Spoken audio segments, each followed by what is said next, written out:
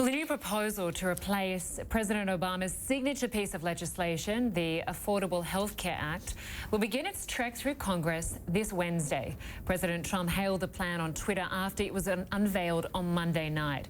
But it's already causing controversy among Republicans, the same party that introduced the bill and controls Congress. So can the president sell his own party on a plan to keep one of his main promises? Well, for more, let's go to CNN's congressional correspondent, Sunlen Sefaty on Capitol Hill. Sunlen, before we get to the intricacies about the Republican Party, just explain the differences with this healthcare plan. As I understand it, younger Americans, healthy Americans, will potentially get a cheaper plan, but some people, like the elderly and the poor, could miss out. That's absolutely right, Lynda, and that is one of the many criticisms that this bill has already received up here on Capitol Hill. And notably, a lot of that criticism also coming from members of the president's own party, the Republicans up here on Capitol Hill. Immediately within hours, this bill was met with a lot of concern and criticism, some calling it Obamacare 2.0, Obamacare light. And interestingly enough, the White House has not put out a full outright endorsement of this bill yet, but President Trump tweeting earlier today essentially a little bit of ownership of this bill. He called it our wonderful bill, but notably he also says this bill is now up for review and negotiation.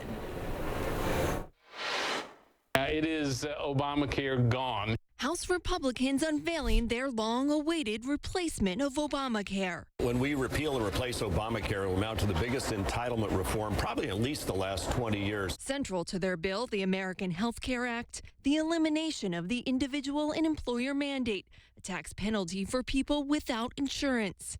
The replacement, a continuous coverage incentive, a 30% surcharge on premiums for consumers for 1 year who let their coverage lapse, levied by insurers. The plan phases out Obamacare's expansion of Medicaid, eventually capping federal funds to the program for each state in 2020. Obamacare subsidies now replaced by refundable tax credits determined by age and income.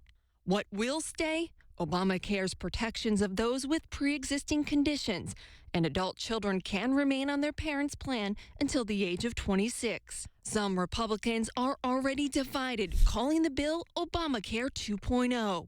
I've already heard from some constituents upset about you're creating another entitlement program. We're calling it tax credits that we actually send people checks. The House Republicans proposing the bill did not offer any estimate of how much their plan would cost or how many people would lose coverage. The biggest concern I have, will it lower health care costs and premiums to those people that I serve? The plans will be much less expensive than Obamacare. They'll be far better than Obamacare. It'll be unbelievable.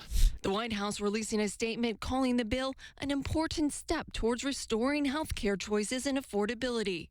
Democrats are now gearing up for a fight, rallying against the bill's provision to strip all federal funding to Planned Parenthood, and arguing millions of poor and working-class individuals will lose or be unable to afford health insurance under the plan. Democratic leader Nancy Pelosi calling it the Make America Sick Again bill. And the wheels on all of this will start formally turning on Wednesday up here on Capitol Hill. That's when two committees in the House will start marking up this bill. The hope from House Republican leadership is to get this bill out of committee and onto the House floor for a vote sometime in the next few weeks. Lynda? Okay, much more to discuss. Sunlen Sefaty, great to have you with us. Thank you.